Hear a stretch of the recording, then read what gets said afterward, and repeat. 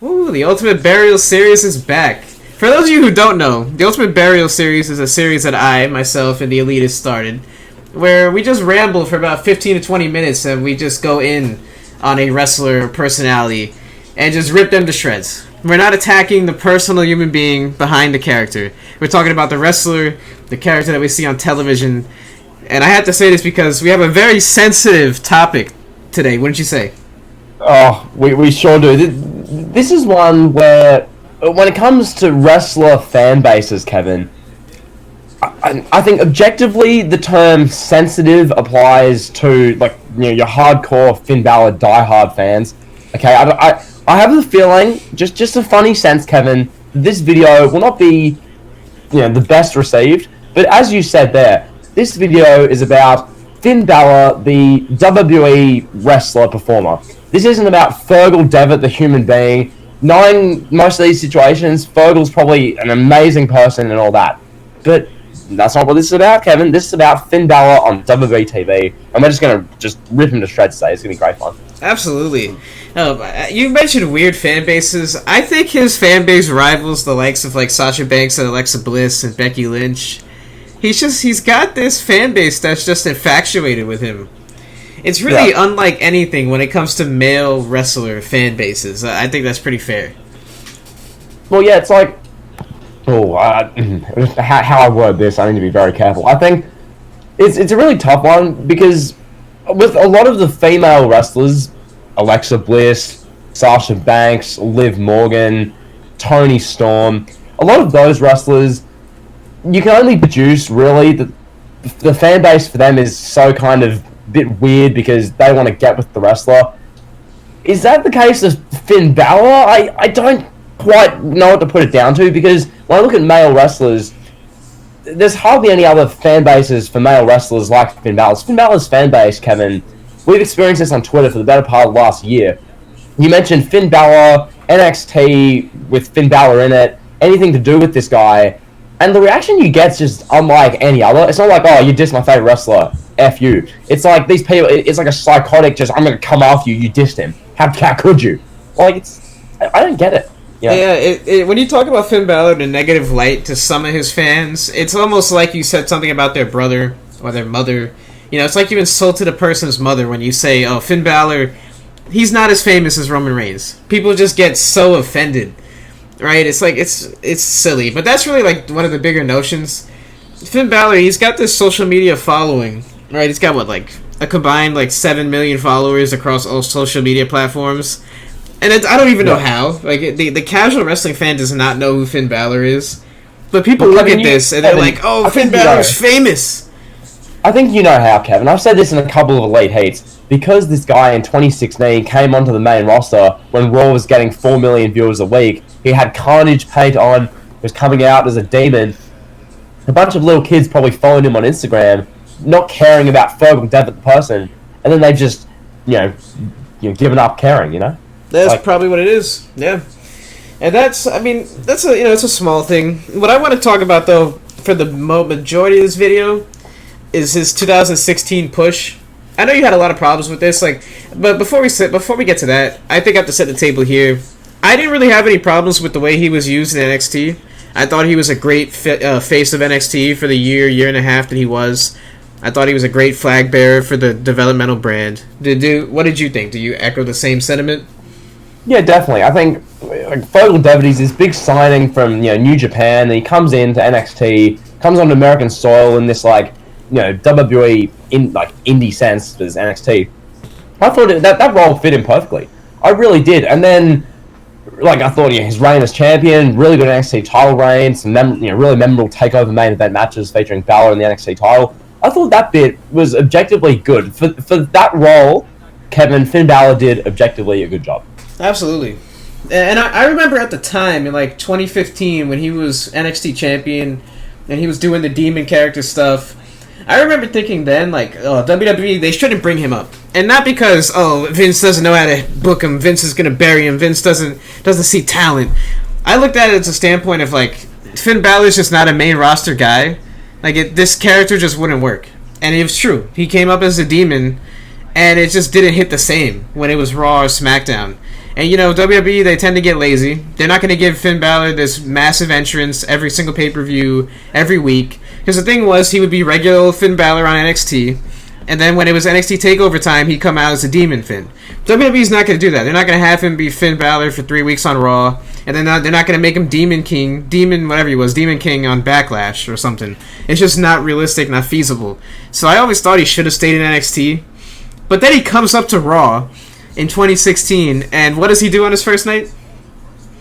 Kevin, this guy, on his first night there, wins a fatal four-way match against 3 other established main roster stars, and then in the main event of the show, defeats Roman Reigns, the guy who for a year and a half had a rocket ship up his backside and had beaten everyone, the guy who'd beaten Triple H in the main event of WrestleMania. Finn Balor, a guy who looks like an underwear model who you'd see, modeling clothes on a runway. This guy beats Reigns. And it's like, who is this? What are you doing? Like, it's Kevin. Oh, dude. And this was the time, if WWE was gonna try to make a star off of Roman Reigns' back, this was the time. People hated Reigns. The Roman Reigns hate was at an all-time high in 2016. Roman had just tested positive for PEDs, so it was the right time to do it. But was Finn Balor the right guy? Probably not. Hell no. No. Because, like I'm looking at this as someone who at the time I was watching kind of consistently, like my fandom really from 2014 on, it just took a down tick. Like Seth Rollins' run as champion just was terrible. That turned me off a lot. Then this happens. You've got Reigns being pushed down everyone's throats. This Finn Balor guy comes up. And Kevin, I've said this on Twitter countless times. I've been attacked by Balor fans and stands countless times for saying this.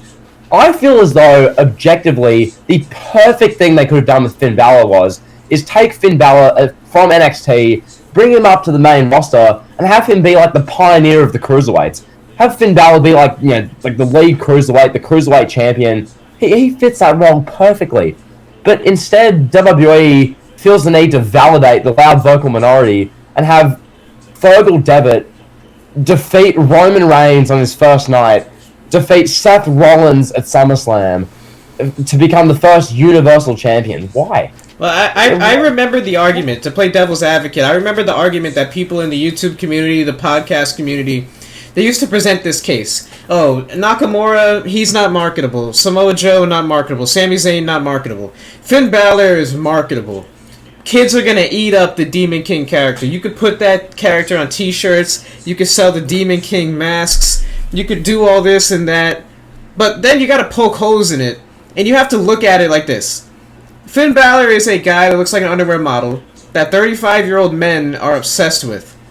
Nobody else really looks at him you don't really see women being like, oh my god, that Finn Balor. Wow. Finn Balor looks like a guy next door that's in good shape. Like, people like Finn Balor are not hard to find. He's not a Roman Reigns. He's not a Drew McIntyre. He's not an Edge. He's not a Rock. Like, he's not this larger-than-life character. Yeah, you could put it on t-shirts, you could sell it, but how did that go? The last 5 years. Was Finn Balor a big merch seller? Did you see Finn Balor action figures selling out of Target stores all over the world? No. Kevin, I mean, you make an amazing point there when it comes to finding guys like Finn Balor. Finn Balor is the guy who has a low body fat percentage, and as a result, because he does a bit of work in the gym, he looks amazingly cut and defined. That's all there really is. He's not larger than life. He's not overly big. It's not like, oh my god, Finn Balor, wow, what a threat! What a threat! It's not like you bring in someone like, I don't know, like a Karrion Kross on his first night, and Kross beats Reigns, because I mean, if you look at that, you think, okay, Kross legit looks like he could beat him up. With this, it's like, oh, the dude next door with low body fat and abs just defeated the guy who's won the last 2 Mania main events, or like won the last one and compared. Like the whole thing just it took me at the time I was disenfranchised as it was, and then I saw them do this. I'm just like, I'm not watching wrestling anymore. Like I didn't see a purpose because they were validating a loud vocal minority. That's all it was, Kevin. Yeah, it was like with the CM Punk thing, Punk cut the pipe bomb. Fans wanted Punk for a long time to be the top guy. He cuts the pipe bomb, he gets there. Daniel Bryan, WWE did not want to put him in the main event. They bring Batista back, they want to do Batista Orton, they wanted to force that down your throat. The vocal minority made it happen. With Finn Balor, the difference was WWE embraced Finn Balor, even though it probably wasn't the best decision. But they did with him that they didn't do with CM Punk and Daniel Bryan, and they went all the way at first sight. They did it right then and there. They put Finn Balor at the top, and then he gets injured. He wins the Universal title from Seth Rollins. He gets injured. You could argue, what if he didn't get injured? But realistically, if he didn't get injured, he would have held the title for 3 months until Roman Reigns came back and won it back? What would Finn have done as champion? I don't know. Yeah, that's the thing. You look at what Raw ended up being for that whole end of 2016 time period. It was Universal Champion Owens and Jericho versus Rollins and Reigns in some capacity every week for 5 months, and Mick Foley was just there, and then Jericho came up with the list and was insulting Tom Phillips. That was legit Raw. Where Finn Balor factors into that, maybe they do a Balor and Rollins feud for a couple more pay-per-views. Maybe Balor has a match with Kevin Owens and retains, and maybe Balor loses it to Reigns or something. I guess that's what they probably would have done. Would that have been overly great? Would that have saved Monday Night Raw? I highly doubt it, because Finn Balor as the top champion in a WWE main roster sense, it just doesn't work. And I don't know. Maybe it was a blessing in disguise what happened with the injury. Not at all saying it's good he got injured. No, but maybe it just wasn't meant to be. Yeah. Yeah, because I don't think he would have gone into WrestleMania 33 as champion. I just don't see that playing out. What do you think? Finn Balor's going to walk into Fastlane and beat Goldberg? Well, who knows? Who knows what would happen? In an alternate universe, maybe Goldberg doesn't come back. Who knows? Who knows what would happen? Yeah. But, it was either way, WWE, they still went all the way with Finn Balor. And then he gets injured, and then he comes back from the injury the night after WrestleMania 33, or a couple weeks after, whatever it was on Raw. And he did nothing for the better part of 2 years. Just literally nothing. He did this Balor Club nonsense. He did a couple 2 Sweets with AJ Styles and the Good Brothers. And can we talk about that? Can we talk about that for a second? This is something which it's if you only watch WWE and you're just a regular, I'm gonna tune into Raw every week and that's it. If you're one of those people and you see Balor doing Balor Club references and he's with AJ Styles and Doc Gallows and Carl Anderson, how are you supposed to know anything about it? Because if you didn't watch episodes of Being the Elite from 3 years ago and you didn't tune into Dominion 2016, you're not gonna have a clue what happened. You're saying Balor, your Balor Club, bro, too sweet. It's just, It's what? Yeah, he's coming up, he's doing this stuff, and I would always watch it. Who cares, first of all? And why should I care? Why should anyone care? It was... And then now we're seeing that in AEW, pretty much. We're seeing, what if WWE had gone full, if they had gone full circle with the Bullet Club reunion. Imagine if WWE did this faction that Twitter clamored for, with Finn Balor, AJ Styles, Adam Cole, Carl Anderson, and Luke Gallows. That's literally what we would have in AEW. Wouldn't you agree?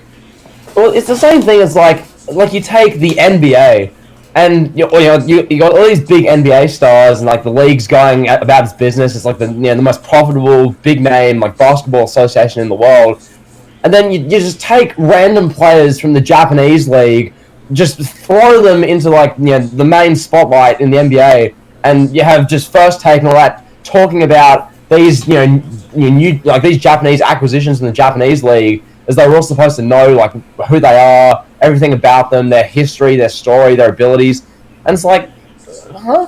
You're supposed to introduce this, explain it, if you want to have this Battle Club stuff, do video packages, because just because a small sample size of a loud vocal minority tunes into every episode of Being the Elite, knows what the Bullet Club is, knows the history, loves the long-term arc of the Bullet Club, just because there's an audience for that, and it's very small, doesn't mean the mass majority of the wrestling audience gives a damn. Because quite frankly, most people are watching this, like you and me, thinking, okay, so a 5'8" guy with low body fat percentage and abs is too sweeting a guy who tested Big E's balls. What is this, bro? That's a funny way. That's a funny way to put it. But what I want to talk about is his moveset. I know you have a lot of things to say about his moveset. Like it's not believable. You watch him wrestle. Realistically, his moveset is soccer kicks, a diving foot stomp on a guy's stomach, and then what? Like, what is his moveset? He does some MMA kicks, some punches, some slaps. What does he do? Any moves? Like, his moveset is just not innovative, not really entertaining in my opinion. Well, it's the same kind of independent, sane, 5'6" to 5'11" guy who's about 170 to about 200 pounds. It's Kevin. Most of these wrestlers who Triple H is infatuated with and builds his brands around have this same style as Finn Balor. I mean, you mentioned it there. Just kicks, shotgun drop kicks. Oh, he does the Bloody Sunday DDT. Oh, he does a diving double foot stomp. Literally, as the left Smokebusters infamously cried about numerous times, his finish is literally he has a tantrum and stomps on someone. It's like gone are the days to where someone's going to do a power move. You're going to have like a main event wrestler throw someone, do something that a TV viewer at home is going to sit on the couch and watch and go, oh damn, I could never do that. That's pretty cool. I like him. It's like, okay, he does a Pele kick. He's honoring the greatest soccer player of all time, arguably. And it's like, okay, he kicks someone, Kevin. Like, oh wow, Jeez. And it's like, at the end of the day, bro, WWE is an American company. Not everybody in the audience is gonna get that reference, Like that's like if Stone Cold's finishing move was like an ode to an NFL quarterback. It's just too niche. You know what I mean?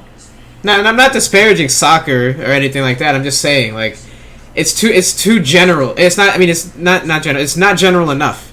It's too niche to have that kind of moveset. You know what I mean?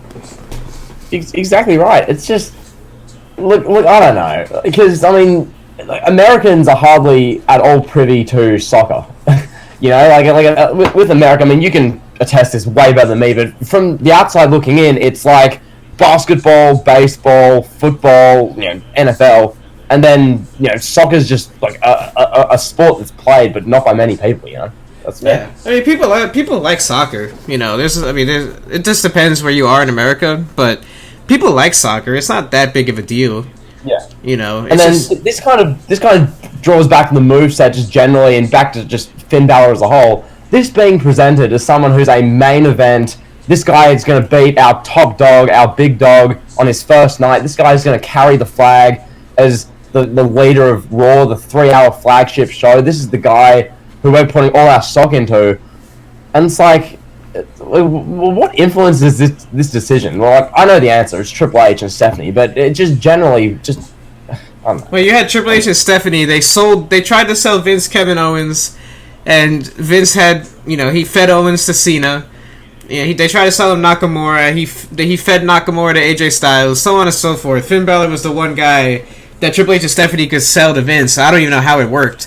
But, I mean, the bottom line was, Finn Balor, so in 2019, I think it was, he finally gets this rematch for the Universal title. I remember people clamored for this. And then he lost to Brock in like 30 seconds. Brock just squashed him, made a joke out of him. Like, he just treated him like he shouldn't even have been champion. It's like WWE wants to erase the fact that he was the first Universal Champion. Think about that. Finn Balor is the first Universal Champion. This was like WWE's newest creation. They're trying to make this new belt important, so they put it on Finn Balor. That's just, yeah. Like, in hindsight, wouldn't you have thought you put the Cruiserweight title on Balor, make that belt feel important, instead of having Rich Swann running around dancing on it? And then you give the Universal title to maybe Brock out of the gate. Because I get at the time they were kind of punishing Reigns because of the suspension and whatnot. So you can't do Reigns, I guess. But I guess maybe Brock, someone, like even Jericho. I mean, it's better than, they're giving the belt to Fergal because he puts on Carnage paint and he does CrossFit. Like, yeah, he's Fergal, pal. Yeah, real quick before we get out of here, let's talk about his NXT run. His second NXT run. So he was such a failure on the main roster. He killed Raw's ratings. He sent Raw's ratings tanking. I know people are going to be like, oh, it wasn't actually Finn Balor that killed Raw ratings. Well, in my mind, he killed Raw's ratings. And then so WWE was like, all right, we're going to send him down to NXT. And he's the big NXT acquisition, a big debut. A week before or 2 weeks before the first episode of Dynamite, we get this confrontation with Balor and Adam Cole. It was the first Dynamite, or first NXT going against Dynamite. This was NXT's like big, oh my god. like NXT running this show head to head with AEW in the war, and the big shocking close to the show is Adam Cole, or it's like Cole's there, and then Fergal shows up, and it's like, oh damn, Finn Balor's back, and all his promos are literally him trying to be edgy by coming out in like a black leather jacket, being like, you know, saying the word Mark and saying that the business revolves around me. And also, have you seen that shirt? The Finn Balor shirt, where it's like everyone, the business watches me. Everyone, like, no, I don't know if you know this shirt. Ideally, you put it on screen now so people aren't as confused. One of the worst pieces of merchandise I've ever seen, but nonetheless, Kevin, NXT. What do you think? I mean, it says it all. He was so bad in the main roster, they had to send him back to NXT. And for what? Like, what did he do until he was carrying Cross as substitute champion when Cross got injured? What did he do from when he debuted to when he won the title? Nothing. He literally did nothing. He debuted, everybody was like, oh my god, we're gonna get Adam Cole and Finn Balor at the next TakeOver. That didn't happen. We ended up getting, I think, a War Games match. And then they never really did Cole and Balor until, like middle of the pandemic. They did this, like, Iron Man match. It was messy, my guy. It was legit. Like, the whole NXT title picture was stacked at the time. It's like, oh, you got Cole the champion, you got Balor's there, Keith Lee's this ascending star, you've got, I guess, Riddle's around the mark, Ciampa should be champion, Johnny Gargano's there. It's like this big stacked title picture. Balor's just kind of floundering. He has a great match with Riddle at TakeOver War Games. He has a match with Adam Cole in the last NXT of 2019, loses. And then it's like, okay, like, Balor's there, and then he's kind. I remember one thing in like April, like when the pandemic hit, Balor was like about to feud with Volta, and then that got scrapped. He was feuding with, I think, Velveteen Dream in a way. He was feuding with Thatcher for a bit. He was just. There's no identity. He's in and around the mark. He's floundering. He had a match with Damian Priest at a TakeOver. He's all over the place, Kevin. Like Balor in NXT, until Cross got injured, he just had no. He was just there, you know, like.